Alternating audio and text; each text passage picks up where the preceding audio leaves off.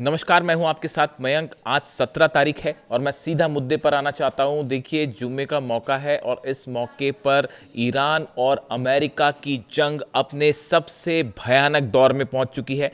और अब जो हमले अमेरिका की तरफ से किए गए हैं उसमें ईरान के इंफ्रास्ट्रक्चर को निशाना बनाया गया है। देखिए, इस बात का अंदेशा था, ईरान को पहले से जानकारी थी इस बात की कि ऐसा हमले हो सकते हैं और अमेरिका ने हमले शुरू कर दिए हैं ईरान के पुलों पर, ब्रिजेस पर, ईरान के रेलवे स्टेशंस पर, ईरान के जो रेलवे ट्रैक्स हैं, एयरपोर्ट्स हैं, तमाम ऐसी बिल्डिंगें जो आम लोगों से जुड़ी हुई हैं, जो लोगों की सुविधाओं से जुड़ी हुई बिल्डिंग्स हैं, उनको निशाना बनाना शुरू कर दिया है। और ये लगातार बीती रात छठवीं रात थी और कल जो हमले हुए हैं वो अब तक के सबसे बड़े हमले हैं और उसका करारा जवाब भी ईरान की तरफ से दिया गया है। लेकिन ये जो स्ट्राइक हुई अमेरिका की तरफ से, इसने इस जंग को एक नए फेज में ला दिया है, सेकेंड फेज में ला दिया है। ईरान की तरफ से कहा गया था, अगर आप हमारे इंफ्रास्ट्रक्चर को नुकसान पहुंचाएंगे, गैस फील्ड्स को नुकसान पहुंचाएंगे, ब्रिज और रेलवे स्टेशन को नुकसान पहुंचाएंगे, तो अरब देशों के इंफ्रास्ट्रक्चर पर भी हमला होगा। यानी अब ये माना जा रहा है इस हमले के बाद कि ना दुबई सेफ है, ना रियाद सेफ है, ना कतर सेफ है, अब दोहा सेफ है। सब जगह ईरान की तरफ से इंफ्रास्ट्रक्चर को निशाना बनाया जा सकता है। बीती रात दुबई में जो पैनिक था कि हमला हो गया है, हमला हो गया है, पूरी रात दुबई जागता रहा। ऐसे हालात थे कि कब कहाँ क्या हो जाए, सायरन बजते रहे। अब देखिए, जो लेटेस्ट रिपोर्ट है ईरान का जो सरकारी मीडिया है IRIB के मुताबिक, ईरान के होर्मुज़गन प्रांत में कई जगहों पर अमेरिका ने हमले किए हैं। ये हमले मुख्य रूप से बंदर खमीर काउंटी के कोहरिस्तान और शोर नदी के पास हुए हैं, जहां 2 पुलों को निशाना बनाया गया है। फाइटर जेट से और टॉम हॉक मिसाइल से कोहरिस्तान और शोर नदी के पास 2 ब्रिजेस को नुकसान पहुंचाया गया है। शाहिद रजाई पोर्ट और बंदर अब्बास रेलवे से जुड़ी पैसेंजर और मालगाड़ियां यहां से गुजरती हैं, इन ब्रिजेस को नुकसान पहुंचाया गया है। देखिए, मैं इसका जिक्र इसलिए कर रहा हूं क्योंकि ये लोकेशंस बड़े सोच समझ के चुनी गई हैं।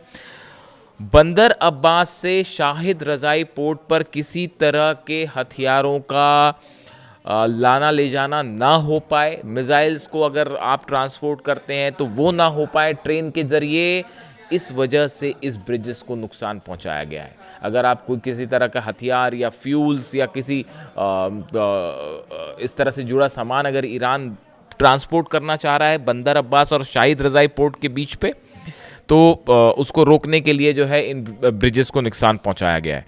इसके अलावा आप देखिए, रिपोर्ट के मुताबिक होर्मुज़गन गवर्नरेट ने जो बताया है कि कोहरिस्तान ब्रिज के अलावा गिरी बे ब्रिज, जिसे प्रांत के मुख्य ट्रांसपोर्ट लिंक में से एक बताया है, उस पर भी हमला किया गया है। इसके अलावा खमीर काउंटी में पुलों को नुकसान पहुंचाया गया, जिसमें कई लोगों के मारे जाने की खबर है। यानी आप देखिए, जो हमले अमेरिका ने किए हैं बीती रात, इन हमले की सबसे खास बात यह है कि ये हमले उन स्ट्रैटेजिक लोकेशंस पर हुए हैं जहां से ईरान का ट्रांसपोर्ट सिस्टम काम करता है, उसको रोकने की, उसको तबाह करने की कोशिश की गई। रेलवे स्टेशंस पर हमले हुए हैं, ब्रिज पर हमले हुए हैं, ऐसे जगह पर हमले हुए हैं जो कि ट्रांसपोर्ट सेंटर्स हैं जहां पर सामान रखे जाते हैं या माल जहां पे ढुलाई का काम होता है। यानी अब वो हमले शुरू हो चुके हैं अमेरिका की तरफ से, जिसका जिक्र जो है वो डोनाल्ड ट्रंप कर रहे थे। लेकिन अब इसका जो जवाब ईरान ने दिया है वो भी देखिए, एक बार फिर ईरान की तरफ से करारा पलटवार किया है। जॉर्डन में अमेरिकी बेस पर अब तक का सबसे बड़ा हमला हुआ है और जुल्फिकार मिसाइल का इस्तेमाल इसमें सबसे ज्यादा किया गया है और जिससे भारी तबाही हुई है जॉर्डन के बेस पे। इसी तरह आप देखें, कुवैत में अली अल सलेम बेस पे बड़ी तबाही की खबरें आ रही हैं और इसके साथ ही बहरीन में शेख ईसा एयरबेस जो है, यहाँ पर भी बड़ा नुकसान हुआ है। देखिए, अक्सर मैंने आपको पहले भी कहा कि जो मिसाइल्स ईरान की तरफ से दागी जा रही हैं, ईरान ने पहले ये बात साफ कर दी थी कि अगर हमारे इंफ्रास्ट्रक्चर को, हमारे ऑयल फील्ड्स को नुकसान हुआ, पूरा अरब जलेगा, पूरे अरब के ऑयल फील्ड्स चलेंगे। और बताया जा रहा है कि ये इंडिकेशन खुद अहमद वाइदी साहब, IRGC चीफ जो हैं, उनकी तरफ से आया था। लेकिन बावजूद इसके डोनाल्ड ट्रंप ने हमला करवाया है ईरान के इंफ्रास्ट्रक्चर पर। अब आप देखिए, एक बार अक्सर पूछा जाता है कि किस जगह पर ईरान के हमलों में कहाँ क्या क्या नुकसान हुआ है, इसकी जो जानकारी एक सोशल मीडिया में और तमाम डिफेंस एक्सपर्ट के जरिए जो है उसकी मैं आपको जानकारी देना चाहूँगा। बड़ी स्पेसिफिक जानकारियाँ हैं कि कहाँ पर किस तरह के नुकसान की खबर है। अगर आप कुवैत की बात करें, अली अल सलेम बेस पर जो पेट्रियट सिस्टम लगा था जिसकी कीमत करीब 1.5 बिलियन डॉलर्स, आप सोचिए 1.5 बिलियन डॉलर्स का जो पेट्रियट सिस्टम है, ठीक उसके ऊपर जुल्फिकार मिसाइल से हमले किए गए हैं और डिफेंस सिस्टम इसे नहीं रोक पाया। यानी अमेरिका का जो डिफेंस सिस्टम है जिसका काम मिसाइल रोकना है, वो उसके ऊपर मिसाइल गिर गई और 1.5 बिलियन डॉलर का ये है। इसके अलावा आप देखिए एयर सर्विलांस और अर्ली वार्निंग रडार सिस्टम है जिसकी कीमत 300 मिलियन डॉलर्स है, 300 मिलियन डॉलर्स, ये तबाह हो चुके हैं। ये बात मैं कर रहा हूँ अली अल सलेम बेस कुवैत की। इस तरह के दावे हो रहे हैं ईरान की तरफ से और जो खबरें अब निकल के सामने आने लगी, देखिए इसकी कोई पुष्टि नहीं है। ये अमेरिका इसको कभी स्वीकार नहीं करेगा, इसको कई महीनों बाद शायद इस तरह की रिपोर्ट्स निकल के सामने आए। ये वो दावे हैं जो ईरान की तरफ से हो रहे हैं और जो सोशल मीडिया पर अलग अलग सोर्सेज से खबरें आ रही हैं या कुछ सोर्स इस तरह का दावा कर रहे हैं। इसकी एयर सर्विलांस रडार मैंने आपको बताया 300 मिलियन डॉलर्स का नुकसान है। सैटेलाइट कम्युनिकेशन सिस्टम और फ्यूल स्टोरेज टैंक तबाह हो चुके हैं। जिन सैटेलाइट कम्युनिकेशन के जरिए जो है हमले किए जा रहे थे कुवैत से, उसके ऊपर मिसाइल गिरी है और फ्यूल स्टोरेज टैंक जहां से F-35 F-16 में फ्यूल भरा जाता है उसको तबाह कर दिया गया है। ये बात हुई अली अल सलेम बेस की।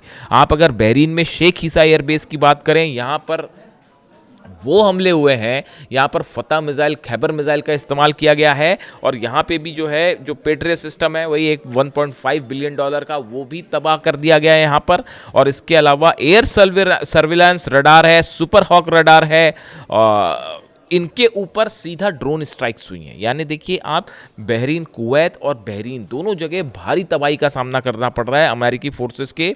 और इसके अलावा जो है फाइटर जेट का फ्यूल पंपिंग स्टेशन है वो भी तबाह हो चुका है कुवैत में। अगर आप जॉर्डन की बात करें, जॉर्डन की तस्वीरें आपने देखी होगी, कैसी भयानक आग लगी है वहाँ पर। जॉर्डन में यूएस कमांड सेंट्रल जो कंट्रोल सेंटर है इसके ऊपर हमले हुए हैं। फाइटर जेट सेंटर्स जो हैं वो तबाह हो गए जहाँ से इन्हें कोऑर्डिनेट किया जाता है, या हैंगर्स जो है हैंगर जहाँ पर रखे हुए थे F-18 खड़े होते हैं, जहाँ पर F-18 F-35, उसको तबाह कर दिया गया है। यानी आप देखिए बहरीन में, जॉर्डन में, कुवैत में भयंकर तबाही हुई है, बड़ा नुकसान हुआ है अमेरिकी पोर्ट्स का। यानी जो नुकसान की खबरें ईरान से हैं, ईरान में कोई शक नहीं इस बात में, इंफ्रास्ट्रक्चर पे भी हमले शुरू हो गए हैं, गैस फील्ड को भी निशाना बनाया जा सकता है, पास गैस फील्ड को लेकर, जो ऑयल फील्ड को लेकर तमाम जानकारियाँ हैं। ऐसे में अगर अब हमले अरब देशों के इंफ्रास्ट्रक्चर, इन 3 देशों से बात अगर आगे बढ़ जाती है और बाकी यूएई और दुबई भी, अब यूएई, दुबई, रियाद और सऊदी, अगर ये सब भी इसकी चपेट में आते हैं, पूरे अरब में एक भयानक हाहाकार मच जाएगा। आप देखिए हुती बाबल मंदेब बंद करने के लिए तैयार बैठा है, सिर्फ ईरान का एक इशारा, बाबल मंदेब बंद हो जाएगा। और हुती ने धमकी दे दी है सऊदी को कि अब एक भी हमला हुआ तो सऊदी के खिलाफ ऑल आउट जंग का ऐलान।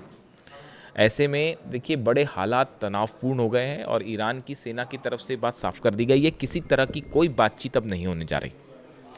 ये जो बातचीत वाला खेल था, अब हम किसी तरह की कोई बातचीत नहीं करेंगे। अब ये एग्जिस्टेंस की जंग है, अस्तित्व की जंग है और इसे आखिरी तक लड़ा जाएगा। ये शायद वही बात है जो अली खामेनी साहब की, अगर आप मेरे को उम्मीद है कि आप मेरे व्यूअर्स हैं तो ना ही भूले होंगे उस बात को, जब 12 दिन की जंग के बीच में जब अली खामेनी साहब को डोनाल्ड ट्रंप और नेतन्याहू धमकियां दे रहे थे, उस समय में वो भी शुक्रवार था, वो भी जुमे का दिन था, और तेहरान में खुली मॉस्क में आके शेर की तरह नमाज पढ़ी थी अली खामेनी साहब ने, और वहाँ से उस जंग में मोड़ आ गया था और ईरान ने जीत हासिल करी थी इसराइल के ऊपर। जो 12 दिन की जंग थी उसकी बात आज भी ईरान फ्राइडे के दिन अली खामेनी साहब की उस नमाज को याद कर रहा है। और अली खामेनी साहब के नमाज के शब्द भी याद रखना। उसके बाद नमाज अदा करने के बाद उन्होंने क्या बात कही थी कि हैदर के नाम पर अब आखिरी जंग शुरू होती है। आज पूरा ईरान उनकी इस बात को याद कर रहा है और उन्हीं के गाइडेंस के मुताबिक अब ये जंग आगे बढ़ रही है। ईरान में कौन फैसले ले रहा है, कौन फैसले नहीं ले रहा है, मैं देखता हूँ बड़े सारे वीडियोज़, बड़े ऐसे हैरान करने वाली बातें होती हैं कि ईरान में सत्ता में कौन है, मुस्तफा खामेनी कहाँ है, सामने क्यों नहीं आ रहे, और वहाँ सत्ता किसके हाथ में है, फैसले कौन ले रहा है, पॉलिटिकल लीडरशिप क्या कह रही है। ये सब बातें व्यर्थ हैं साहब। इस चक्कर में ही मत पड़िए। मैं आपको बताऊं हकीकत क्या है। 30 साल से अली खामनेई साहब फैसला ले रहे थे और आज वो नहीं है तो भी अली खामनेई साहब ही फैसला ले रहे हैं। उन्होंने जो रास्ता बताया था उसी रास्ते पर ईरान की सेना IRGC आगे बढ़ रही है।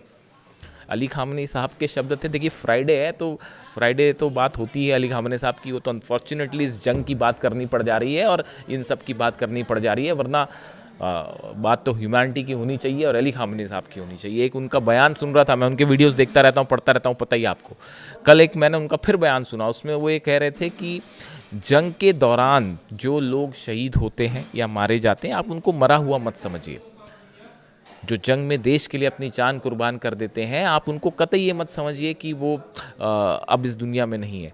वो हमेशा आपके साथ होते हैं, वो हमेशा आपके साथ होते हैं। ये बात खुद अली खामनेई साहब के थे, ये शब्द उन्हीं के थे अली खामनेई साहब के, और ये बात उन पे भी लागू होती है। मैं यही कहना चाह रहा हूँ कि अली खामनेई साहब हमेशा ईरान के साथ थे और आगे भी हमेशा रहेंगे। उनके नक्शे कदम पर पूरे ईरान के 9 करोड़ लोग चल रहे हैं और नतीजा ये है कि सब कुछ करने के बाद भी आज दुनिया के सुपर पावर्स ईरान में कदम रखने की हिम्मत नहीं जुटा पा रहे। Thank you so much.